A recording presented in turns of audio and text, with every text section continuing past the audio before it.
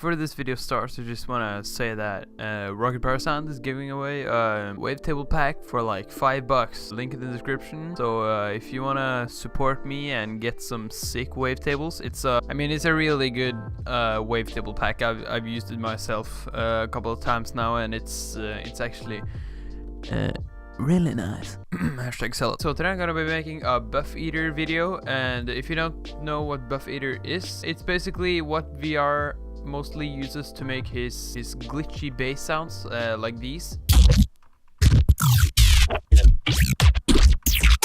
Like Buffeater is the main thing that he used to make, for example,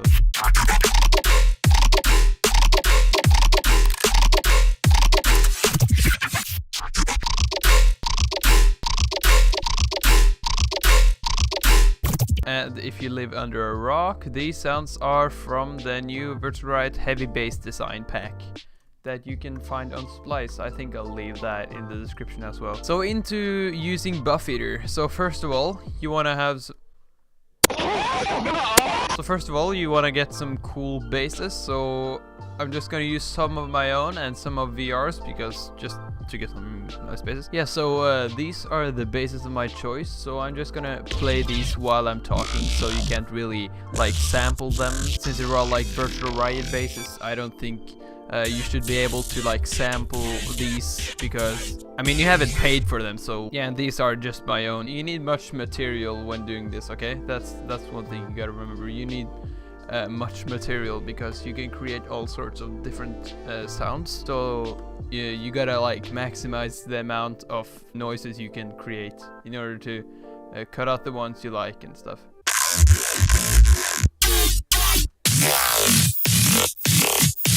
So we're gonna start off with Reactor 6 effects, or any reactor. Just make sure it's the effect version. And after that, we're gonna go in the user thing, and these are my ensembles. And I'm just gonna go in the Buffeater by Twisted Tools. By the way, I'll also leave a link for Twisted Tools Buffeater in the description. So we're gonna load this up, and if you start playing, it's not gonna sound like the glitchy sounds. Like a rubber band, mic in my other hand. Like a rubber band, mic in my other hand. Because they got some retarded presets at first. So you want to click this arrow because this is a sample that's playing, and you just want to change that with the live external audio in. So now there's audio playing. So my absolute favorite thing to do when using Buffeater is the stretch thing. So this stretch thing here, it stretches and pitches the sample. The tape is, I think it acts like a tape stop thing. The slice repeat kind of, it takes small pieces of the sound and just replays them, so it sounds like super glitchy. And the deconstruct, I think that kind of does the same thing. The scratch thing, I'm not really sure. And the feed grains is, yeah, I'm not really too sure about that either. So I'm gonna start off with my favorite, of course, the stretch. So at first, it's gonna sound very robotic. Since this automation thing is pretty unstable, I'd say it, like, sometimes it works and sometimes it just doesn't want to work. So I'm just gonna automate this. So as you can see, you can actually automate this. So I'm gonna start off with 0 right here, and then I'm just gonna do some random stuff like this, and maybe do some low shits like that, and just don't worry about doing this too much, and just do some random stuff, really. So right now we got something cool here. I think I can put this down a little bit by holding shift and just dragging down the whole selection. Yeah, so now it's gonna sound like this.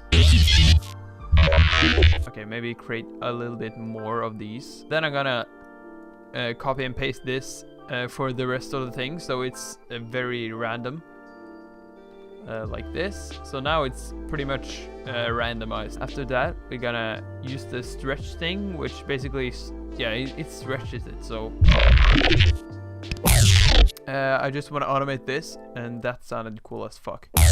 Still keep doing random stuff, like as if it was in the automation tab right here. So I'm just gonna keep messing around with stuff. Now we're gonna check the grain. It's what makes it sound like so robotic, I guess. So I can maybe mess a little bit with this, not too much. So this is the automation that I'm just gonna, once again, paste, copy and paste, or duplicate.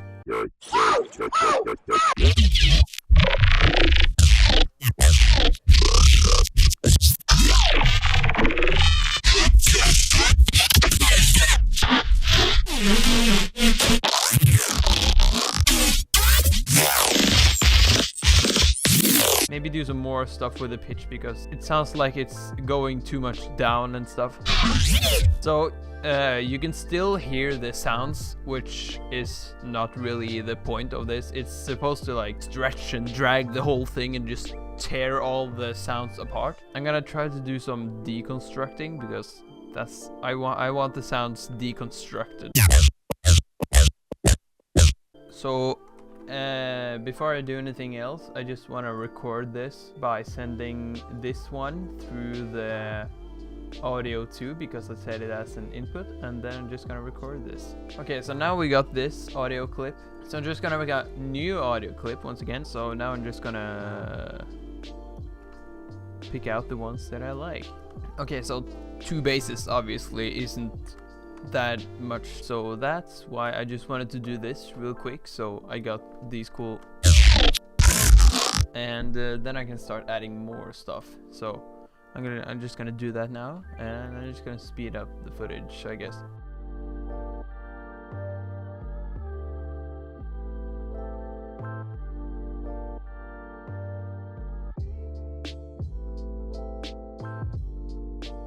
So I think you get the concept of Buffeater so far, and to make them even more fat and stuff, you could just process them like any other bass. So if I threw like a fat rack on there, and many people are wondering what's in my fat rack number 2, and it's basically just utility, OTT and stuff, Fletcher Manson EQ, saturator, camel fat, dimension expander for the stereo, and there's a little radiator, chorus like this, phaser, another phaser overdrive, which is basically the fuck up, and then reduce ambience from the multiband dynamics sausage fattener.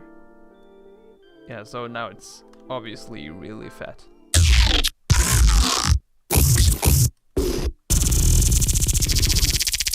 So you could try adding a simple delay and put both of the ears to time, and then put one of them to like 21 and one of them to like, I don't know, like 22 or something, and then add some feedback, turn down this thing, and then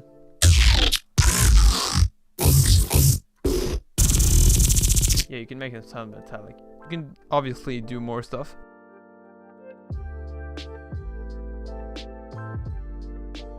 So I did the cycle again, but just with a different automation and stuff. So now it's much more different. Yeah, I would totally use this in a song. I love this one. Just gonna turn off the delay for now, and then you just gotta select all the basses like this and just render them out one by one.